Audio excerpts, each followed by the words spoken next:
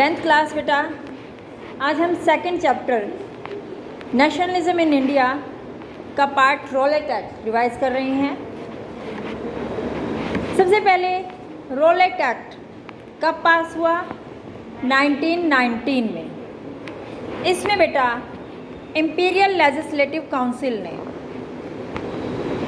जल्दबाजी में इसको पारित किया था और कोई भी इंडियन मेंबर्स नहीं था, इसीलिए इसका अपोज हुआ।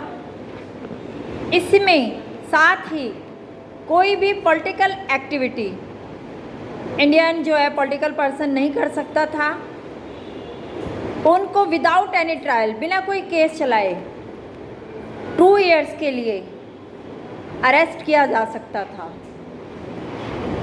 महात्मा गांधी ने इसको एक नॉन वायलेंट सिविल डिसओबीडियंस तरीके से अपोज करने की कोशिश की और इसके लिए 6 अप्रैल को एक हड़ताल का डिसीजन लिया। इसके बाद इसमें नेक्स्ट क्वेश्चन प्रिपेयर होता है, किस रैली में किस तरह की वर्किंग होनी थी। इसमें डिफरेंट वर्कर्स ने स्ट्राइक की, चाहे वो रेलवे वर्कशॉप्स थी, चाहे वो शॉप्स थी, सब बंद हो गई।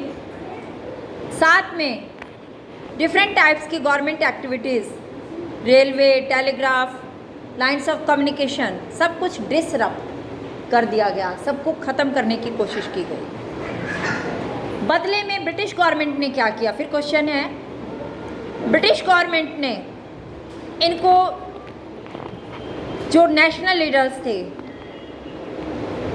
क्लैम्प डाउन करने की कोशिश की, उनको पिक अप कर लिया गया, पकड़ लिया गया।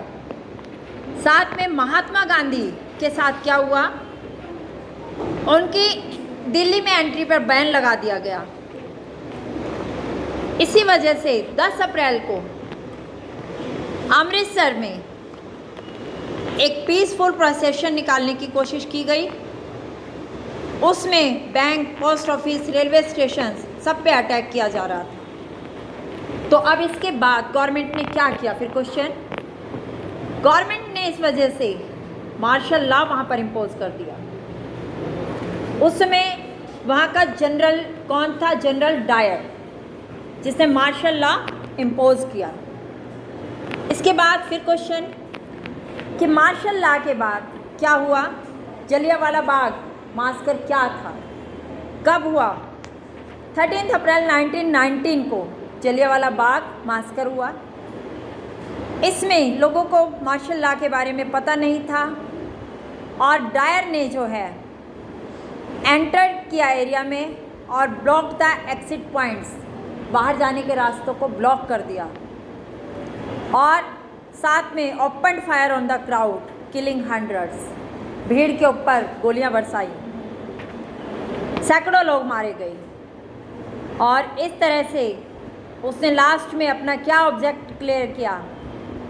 प्रोड्यूस ए मॉरल इफेक्ट, कि भाई वो नैतिक सिद्धांत का उत्पादन कर रहा है। इस तरह से लोगों के मन में कैसी स्थिति उत्पन्न हुई? भय की, डर की, टेरर एंड अवे। बदले में अब लोगों ने क्या किया? लोगों ने फिर बदले में स्ट्राइक करनी शुरू की, पुलिस के ऊपर अटैक किया, गवर्नमेंट बिल्डिंग्स पर अटैक किया और इस तरह से वहाँ पर वायलेंस क्रिएट हो गई। फिर गवर्नमेंट ने वायलेंस को ख़त्म करने के लिए क्या किया? गवर्नमेंट ने सत्याग्रहीज को फोर्स किया to rub their noses on the ground, उनकी नाक जमीन पर रगड़वाई। क्रॉल ऑन द स्ट्रीट्स, गलियों में रेंगने के लिए मजबूर किया। डू सलाम टू ऑल साहिब्स, सभी साहिबों को सलाम करने के लिए कहा।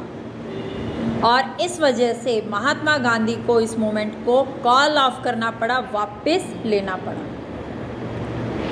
अब महात्मा गांधी के इस मूवमेंट को वापस लेने के बाद आगे क्या हुआ?